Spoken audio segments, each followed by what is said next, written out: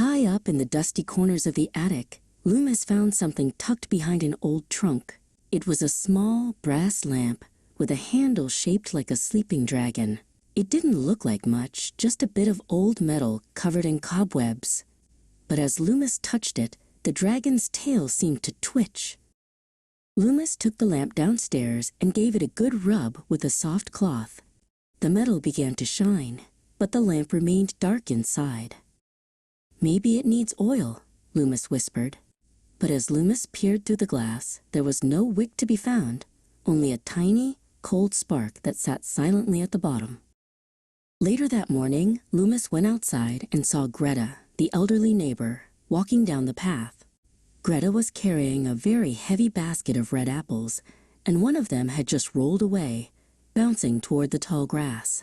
Greta sighed, looking tired as she tried to bend down. Lumis didn't hesitate. After chasing down the runaway apple, Lumis hurried over to Greta and placed it back in her basket. "Let me help you carry this to your porch, Greta," Lumis said with a smile. Together, they walked toward the little blue house at the end of the lane. When Lumis returned home, the lamp on the table was different.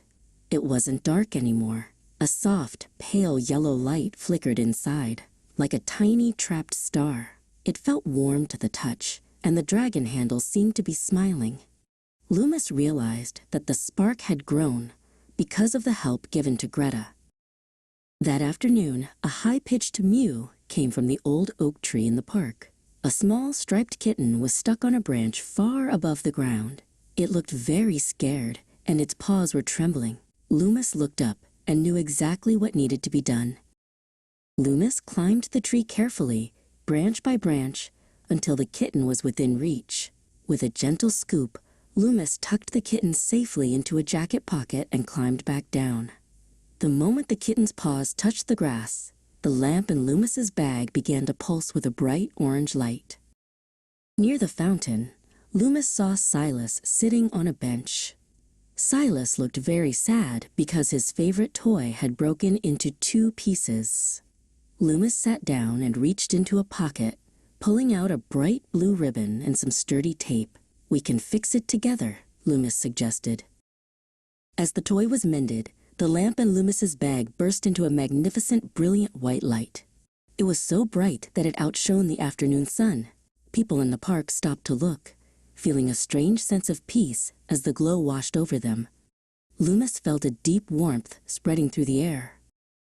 Lumis showed the glowing lamp to Greta as she sat on her porch. "It glows when I'm kind," Lumis explained. Greta smiled, her eyes twinkling. "Kindness is the strongest magic we have, Lumis. It lights up the world for everyone." Lumis nodded, knowing the lamp would never go dark as long as there was love to share.